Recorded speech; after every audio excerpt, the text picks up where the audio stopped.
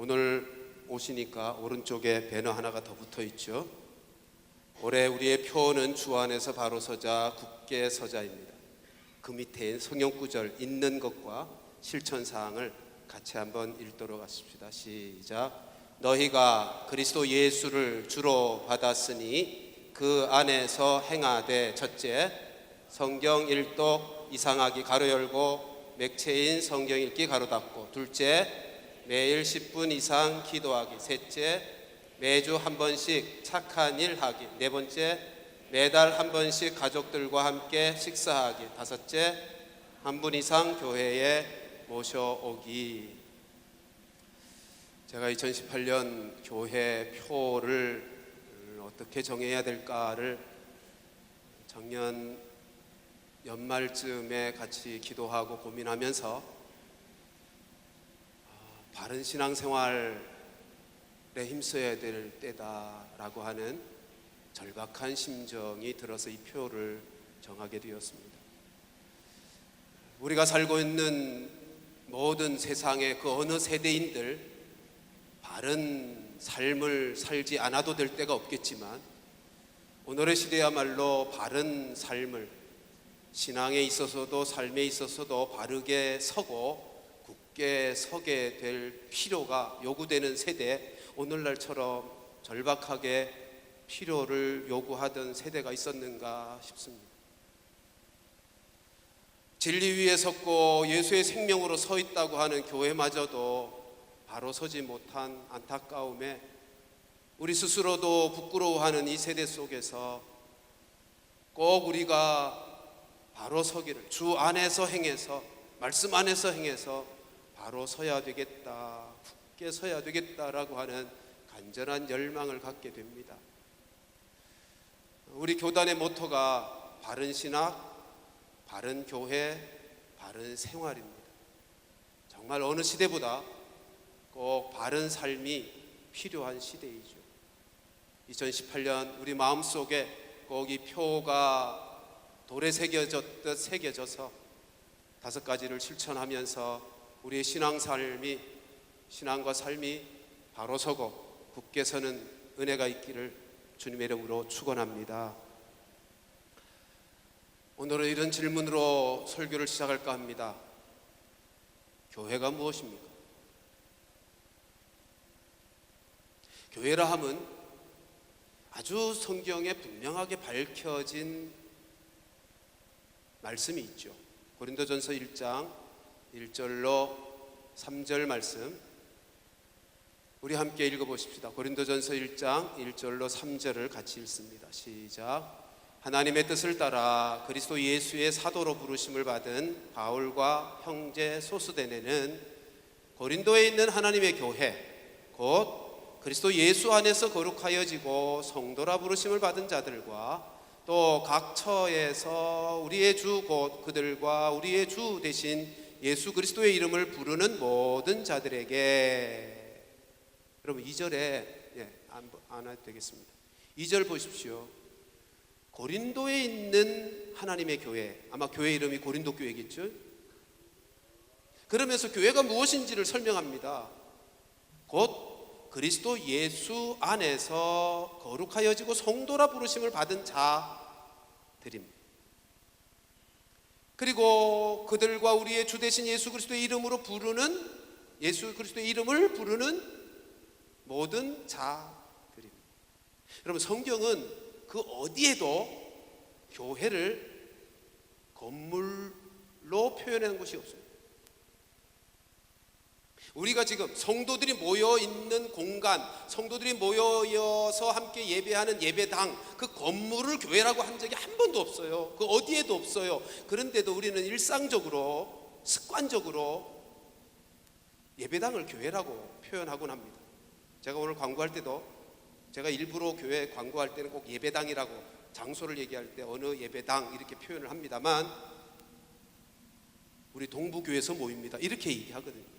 근데 그럴 때는 동북교회에서 모입니다 그러면 건물, 공간이 되잖아요. 그러니까 우리가 일상적으로 그렇게 써요. 그러나 우리가 꼭 기억해야 되는, 교회란 건물이 아니고, 물론 구약 시대는 하나님의 언약 백성들이 예루살렘 성전이라고 하는 것을 중심에서 신앙생활했습니다. 그러나 신약에서는 그 어디에도 공간과 건물을 그렇게 중요하게 다루지 않고 있어요. 언급하지도 않고 교회란 사람들입니다. 어떤 사람들이요? 성도라 부르심을 받은 자들이요, 예수 그리스도의 이름을 부르는 자들이요, 쉽게 말하면 예수 믿는 사람들이요, 예수 믿는 사람들의 모임을 교회라 그러는 거예요. 그러나 하나 더, 그럼 예수 믿는 사람들이 모이기만 하면 그것이 교회인가? 아니요. 예수 믿는 사람들이 모였지만 그 모임이 어떤 성격으로 모였는가에 따라서 교회인가 아닌가를 구분합니다. 예수 믿는 사람들이 모인 그 모임이 예배 모임이어야 합니다. 또 하나는 구원의 모임이어야 합니다. 예배 공동체요, 구원의 공동체가 아니면 그건 교회라고 하지 않습니다. 여러분, 예수 믿는 사람들끼리 같이 다양한 모습의 모임을 가질 수 있잖아요. 선교를 위한 선교의 모임도 있어요. 봉사를 위한 다양한 봉사의 모임도 있고, 교제의 모임도 있고, 성경 공부 모임도 있다고요. 그러나 그것을 교회라고 하지 않아요. 예배 공동체인가, 그리고 구원 공동체인가, 적어도 그가 두 가지 요소가 함께 있어야 교회라 그러는 거예요. 구원이라 그럴 때, 예배는 2전에 이미 많이 살폈고요, 구원이라 그럴 때 지난주에 말씀드린 거 있죠. 구원은 적어도 두 가지 방향성을 가지고 있어요. 내가 이루어야 될 구원, 내 구원. 또 하나, 나를 통한 구원. 그렇죠? 지난주에 말씀드린 것처럼 성경이 말씀하는 구원은 뭐죠?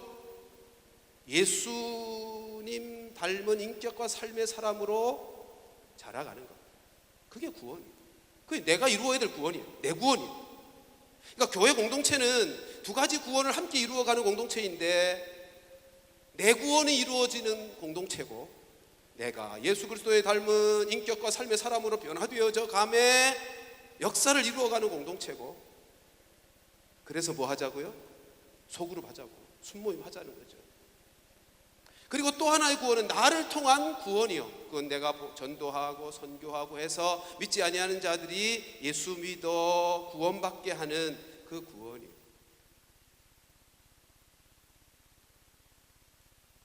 우리 신앙인들은 따라서 교회 중심의 신앙생활을 하셔야 됩니다. 교회 아닌 성도들의 모임이 다양할 수 있어요. 선교회도 있어요. 각양 봉사를 하는, 구제를 하는 다양한 모임들이 있어요.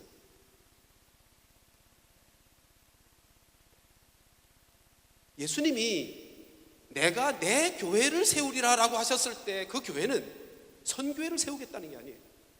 봉사의 기관을 세우겠다는 게 아니에요. 성경 공부 모임을 세우겠다는 게 아니에요. 예배 공동체를 세우고 구원의 공동체를 세우겠다는 거예요. 그 구원의 공동체를 세우기 위해서 교회의 본질적인 요소가 세 가지, 기능이 세 가지가 있다 그랬죠. 캐리그마, 말씀이 있고요, 코이노니아, 교제가 있고요, 디아코니아, 섬김이 있어요. 이 섬김 속에, 교제 속에는 하나님과의 교제, 예배가 있고, 성도와의 교제, 순모임이 있고, 디아코니아, 섬김 속에 복음의 섬김, 영적 섬김이 전도와 선교가 있고, 육체의 섬김, 봉사와 구제 같은 것들이 있는 거죠. 예수님이 내가 내 교회를 세우리라고 했을 때는 이 디아코니아만 있는 공동체를 세우겠다는 게 아니에요. 구제 공동체로 세우겠다는 것도 아니었고, 성경 공부 모임의 공동체를 세우겠다는 것도 아니었고요, 전인적이고 전 삶을 통과하는 그런 교회인, 예배 공동체, 구원의 공동체. 여러분, 교회 밖에 교회가 아닌 성도들의 모임이 가보면 매력이 있어요. 왜냐하면 그 모임은 그 어느 하나 목적을 위해서 모였거든요. 선교회, 다양한 선교회들이 있잖아요. 그 선교회에 참여해보면 매력이 있어요. 근데 문제는 그 선교회에 참여를 하고 나면 그 선교회에서 뭐라 그러냐면 이게 전부다 그러거든요. 봉사의 모임에 가도 이게 전부라 그래. 이거 안 하면 신앙생활 안 하는 것처럼 얘기해요. 예, 선교도 봉사도 교회가 할 일이에요. 성도가 할 일이에요. 그러나 그게 전부가 아니에요. 그게 전부가 아니라고요. 교회가, 여러분, 하나님이 이 땅에 교회를 세우셔서 구원의 역사를 이루시는 거고요, 교회를 통해서 세상을 복되게 하신 거예요. 예수님이 피 흘려 사신 것은 교회이지 선교회가 아니에요. 성경 공부 모임이 아니에요. 예수님이 핏값 주고 사셔서 교회를 세우시고 세우신 교회를 통하여 세상을 구원하고 복되게 하는, 여러분, 교회 외에는 구원이 없어요. 그 교회는 조금 전에 말씀드린 예배 공동체, 구원의 공동체의 성격을 가지고 있어야 교회라고. 제가 왜 이 말씀을 강조해서 말씀드리냐 하면, 제발 교회 밖에 그 어떤 모임에 가지 마세요. 가시려면 적어도 목회자한테 좀 물어보고 가세요. 가도 좋은지. 요즘 우리 시대에 우리 주변에 너무 영적으로 혼란스러워 이상한 동네가 많아. 제가 최근에 마음 아픈 것이 우리 교회 출신 성도인데 이단에 빠진 거예요. 그럴 수 없는 사람인데 그렇게 돼버렸어요. 몇 년 동안 그렇게 가서 거기 가서 성경 공부하다 보니까 그렇게 돼버렸어요. 가기 전에 좀 물어보세요. 가도 좋은지. 가셔서 매력 있으니까 이게 전부인가 보다 싶어서 물이 잔뜩 들고, 그리고 와서는 그게 아니고 성경은 이렇게 균형 있게 얘기한다고, 신앙생활이 이렇게 여러분, 성경만 얘기합니까? 성경이 봉사만 얘기합니까? 가정사역도 얘기하고 직장에서도 어떻게 살아야 될지도 얘기하는 거지. 근데 한번 물들고 나면 목회자의 말도 안 들으려고. 그러니까 가기 전에 묻고 가세요. 교회가 무엇인가?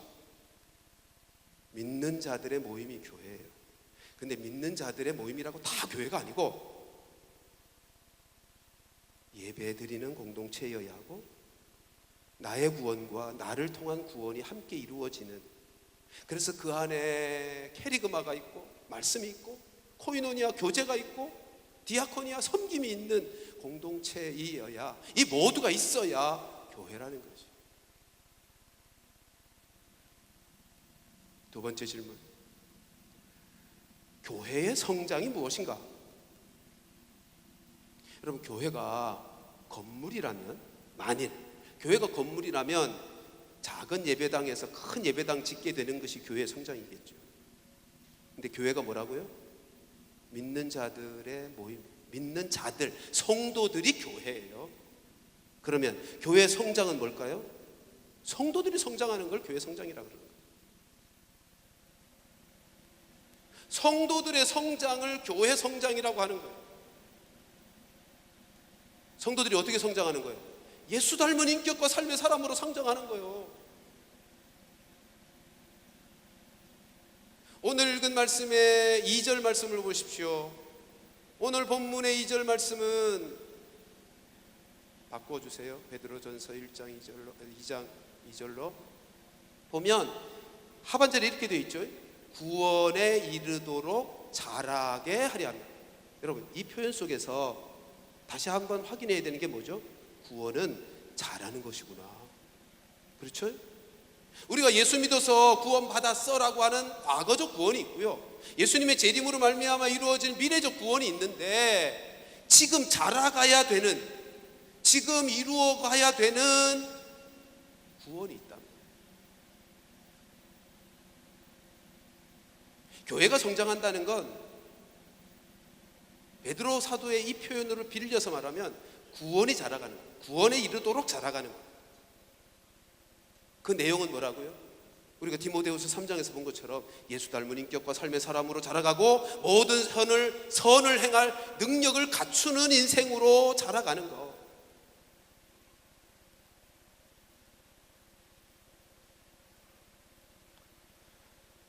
사랑하는 성도들이여, 성도된 우리들이 자라가고 각 사람들이 다 자라감으로 우리 동북교회가 자라가는 진정한 성장이 있게 되는 은혜가 있기를 주님의 이름으로 축원합니다. 이제 말씀을 좀 살펴보십시다. 1절부터 보겠습니다. 1절에 보면 버려야 될 것을 말씀합니다. 그러므로 모든 악독과 모든 기만과, 여러분 악독은 쉽게 말하면 더러운 죄악이요, 더러운 죄악들. 그 다음에 기만은 한자로 번역을 했는데 속이는 거예요. 모든 악독과 모든 기만과 외식과 시기와 모든 비방하는 말이요. 여러분 요 5가지 버려야 될 것들을 언급했는데 5가지를 그냥 간단히 우리 정리해보면 위에 3가지는 하나님과의 관계에 있어서 버려야 될 것들이라고 생각돼요. 밑에 2가지 시기와 비방하는 말은 인간관계 속에서 우리가 버려야 할 것들이에요. 여러분 우리가 신앙생활을 잘 하려면, 구원에 이르도록 잘하려면 버려야 할 것들이 있어요. 하나님과의 관계에 있어서도 내 안에 버려야 될 것들이 있고요, 내 삶에 버려야 될 것들이 있고요, 내 형제들과의 삶 속에서도 내가 버려야 될 것들이 있답니다. 하나님과의 관계에 있어서는 뭘 버려요? 악독과 기만과 외식을 버려요. 주변의 형제들과 함께 살아가면서 교회에서도 가정에서도 직장에서도 우리가 신앙인으로서 버려야 될 것이 있어요. 그게 2가지요. 뭐요? 시기와, 그 다음 뭐요? 좀 한번 대답하십시다. 뭘 버려요? 비방하는 말. 2018년에 우리 안에 이 버려야 될 것들이 버려지는 축복의 한 해가 되기를 주님의 이름으로 축원합니다. 절대로 비방 좀 하지 마십시다. 시기도 하지 마십시다. 자, 그런데 2절은 이렇게 이어집니다. 갓난 아기들 같이 순전하고 신령한 젖을 사모해라. 여러분 이 말씀은 가만히 생각해 보면 1절에 버릴 것을 얘기했다면 자연스럽게 논리적으로 대조를 이루려면 취할 것들을 언급해야 됩니다. 그렇잖아요. 버려야 될 것들, 악덕과 기만과 외식과 시기와 비방하는 말, 이건 버리고 그 반대되는 것, 참된 덕과, 기만, 속이는 거 말고 진실과 진정과 시기 아닌 배려와 이런 것들의 덕목들을 나열해야 논리적으로 잘 대조가 이루어지고 자연스럽게 이해할 수 있을 것 같은데, 사도 베드로는 지금 악덕과 기만과 외식과 시기 그리고 비방하는 말을 다 버리고 갓난아기들처럼 순전하고 신령한 젖을 사모하래. 그리하면 구원에 이르도록 자라게 한다. 왜 베드로 사도가 이렇게 표현했을까요? 이런 표현이 갖는 의미가 뭐죠? 이런 거 아니겠어요? 순전하고 신령한 젖을 사모하면 1절에 버려야 될 항목들, 악덕들이 버려진다는 거예요. 그게 해결책이라는 거예요. 말씀을 사모해서, 여기 순전하고 신령한 젖은 우리 다 알죠? 하나님의 말씀을 가리키는 표현이에요. 하나님의 말씀을 사모하고 하나님의 말씀을 먹으면 위에 있는 이 버려야 될 것들이 다 버려진다는 거예요. 그게 2절의 하반절의 의미잖아요. 이는 그로 말미암아, 이걸 잘 먹고 소화시키면 그로 말미암아 구원에 이르도록 자라가게 한대. 구원에 이르도록 자라가는 게 뭐예요? 예수 닮은 인격과 삶의 사람, 다시 말하면 참된 덕목들을 가진 사람 된다는 거예요. 이런 것들은 버려지고 참된 진리와 진정과 배려와 사랑의 사람으로, 비방하는 말을 하는 사람이 아니라 덕을 세우는 말을 하는 사람으로 그렇게 자라가게 된다는 거예요.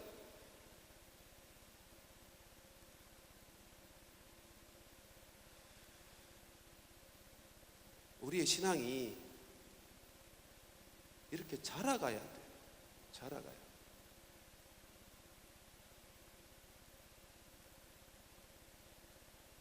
자라가는 데 있어서 지금 사도 바울이 말하는 것은 이 자라감이 젖을 사모하는 갓난 아이들처럼 하라는 거죠. 이 말씀을 좀 구체적으로 보십시다. 순전하고 신령한 젖이래요. 하나님의 말씀을. 첫째, 순전한 말씀이래요. 순전한 젖이에요. 젖과 같은 거. 하나님의 말씀은요, 순전해요.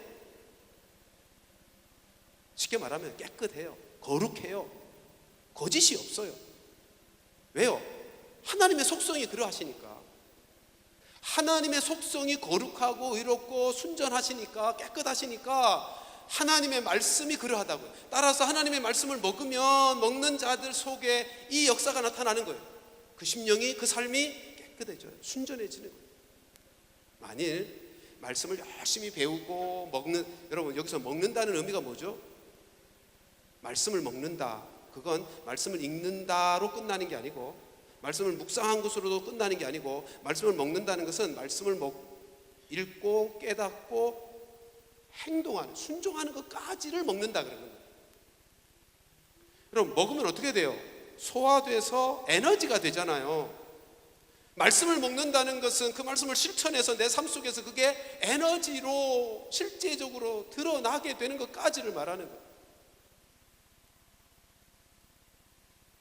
근데 이 말씀이 순전하대요. 순전한 말씀을 먹었으니 그 인생이 순전해지게 되어 있는 거죠. 근데 오늘 정말 저 꼭 말씀드리고 싶은 중요한 단어는 두 번째 단어예요. 신령한 젖이래요. 신령한 젖. 여러분 하나님의 말씀은 신령한 젖이에요. 이게 신령하리라는 단어는 로기코스라고 하는 헬라어인데요, 세 가지로 번역이 가능해요. 하나는 말씀의라고 번역이 가능해요. 왜냐하면 로기코스는 로고스라는 어원을 같이 갖고 있거든요. 그래서 말씀의라고도 번역이 가능하고, 우리 성경에 번역한 것처럼 두 번째로는 신령한으로도 번역이 가능하고요, 세 번째로는 합당한이라고도 번역이 가능해요. 근데 이 세 가지 의미의 번역의 내용은 서로 깊이 연결되어 있어요. 의미가 통해요. 근데 제가 볼 때는 이 세 번째로 해석하는 것이 훨씬 더 좋을 것 같아요. 자, 하나님의 말씀은 순전할 뿐만 아니라 합당한 젖이에요. 합당한 양식이라는 말씀이에요. 뭐가 합당하다? 뭐에 합당하다는 거죠? 우리에게, 예수 믿는 사람들에게 합당한 양식이랍니다. 거듭난 생명에게 합당한 양식이 뭐냐? 하나님 말씀이요.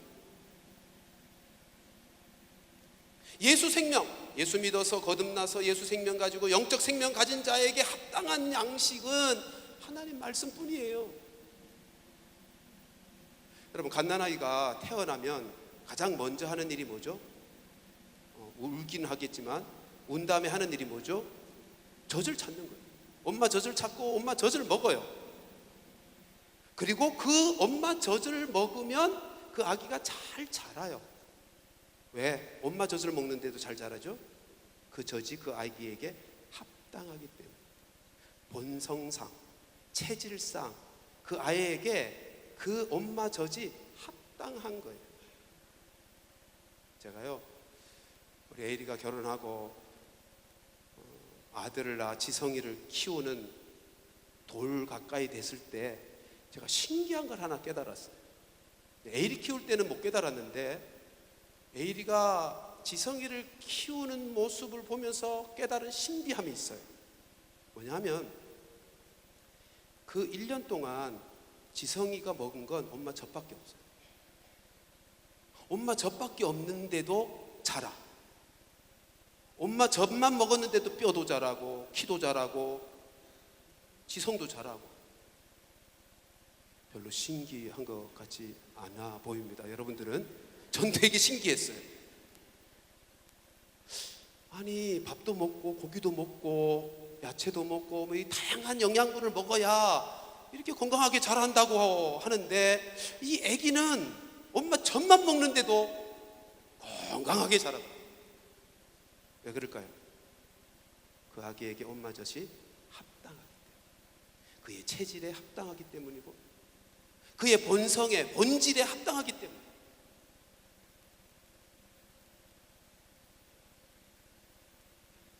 예수 믿어서 예수 생명 가진 우리들에게 합당한 양식이 뭔가? 하나님 말씀이에요. 하나님 생명 가진 우리들에게 우리가 먹을 게 따로 뭐가 있겠어요? 네?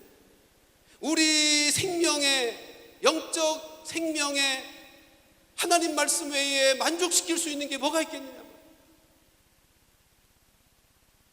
예수 믿고 나면 거듭나서 영적인 생명을 가지게 되는 순간부터 말씀을 먹게 되어 있어요.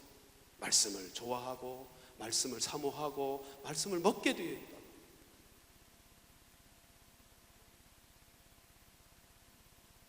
그렇게 순전하고 합당한 젖인 하나님의 말씀을 사모하고 그 말씀을 먹음으로, 그러므로 구원에 이르도록 자라가는 거예요.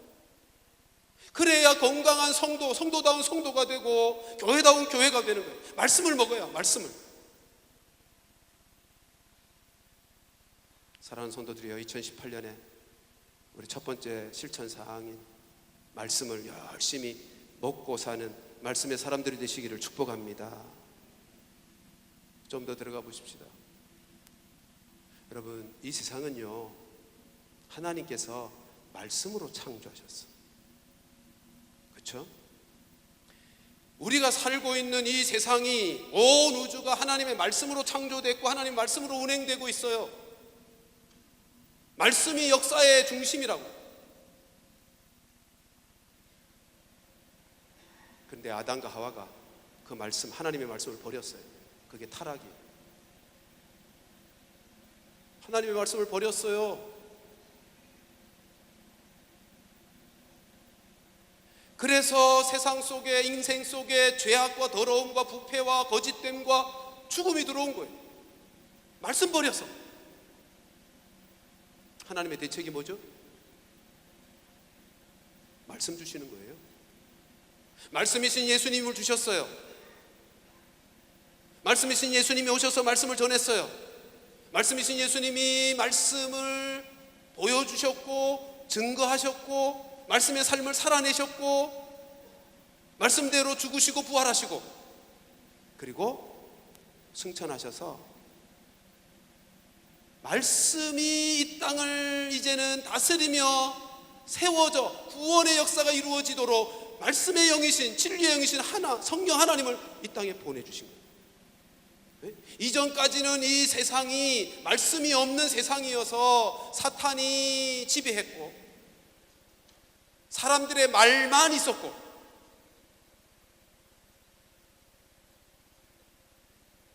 네, 하나님이 다시 말씀을 주심으로 이제는 사람들의 말로가 아니고 사탄의 괴계로가 아니라 하나님의 말씀으로 지배되어 하나님의 말씀을 통한 참된 하나님 나라가 이 땅에 세워지도록 하셨다.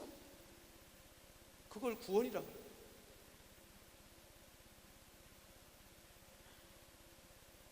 그러니까 말씀이 전부예요.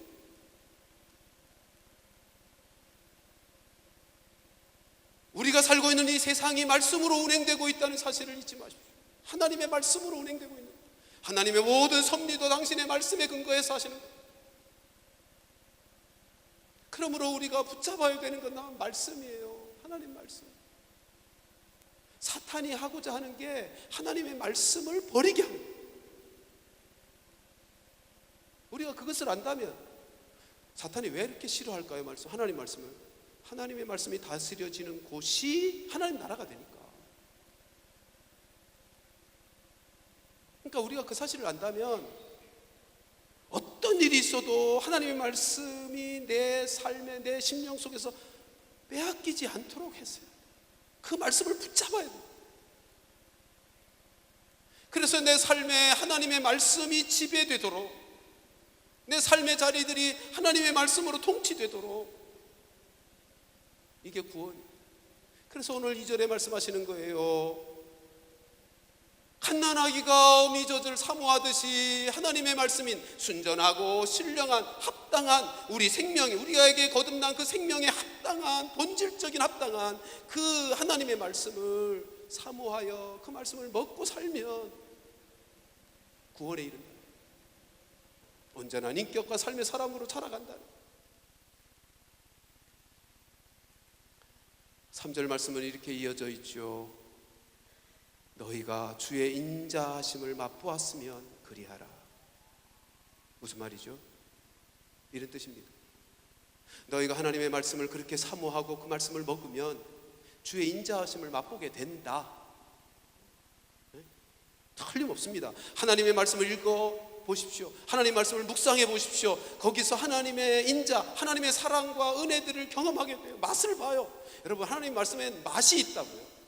갓난아기가 어미젖의 맛을 알기에 그 어미젖을 사모하는 것처럼 영적으로 거듭난 생명은요, 하나님의 말씀의 맛을 알아요.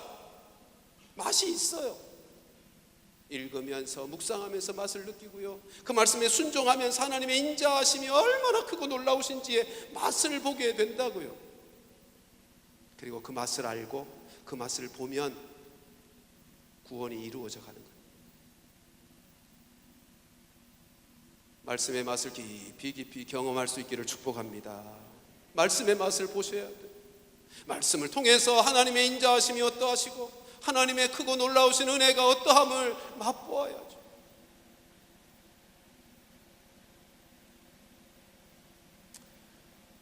오늘 사도 베드로가 말씀하고자 하는 건 딱 하나죠. 하나님의 말씀을 사모하라는 것입니다. 하나님의 말씀을 사모해라. 어린아이가 어미젖을 사모하는 것만큼 그렇게 하나님의 말씀을 사모해라. 그래야 그 말씀이 우리 안에 버려야 될 것들을 버릴 수 있도록 만들고, 예를 들면 이런 거예요. 우리 몸집이 커지면 전에 입던 작은 옷은 저절로 벗어야 되잖아요. 벗겨지잖아요.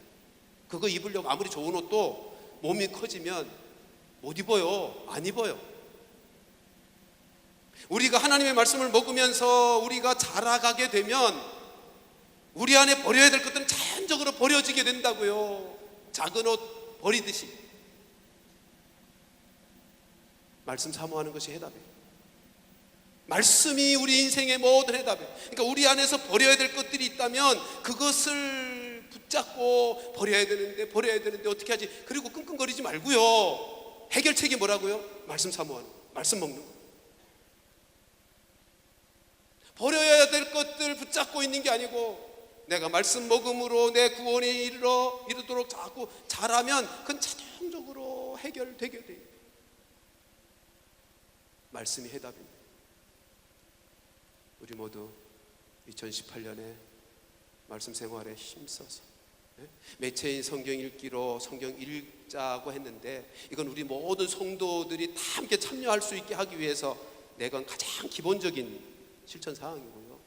말씀 읽으면서 묵상하시고 또 예배를 통해서 말씀의 깨달음을 얻으시고, 그러면서 그 말씀을 먹어야 돼요. 먹는 게 뭐라고요? 실천하는 자리까지 가는 거예요. 그러므로 자라가는 거예요.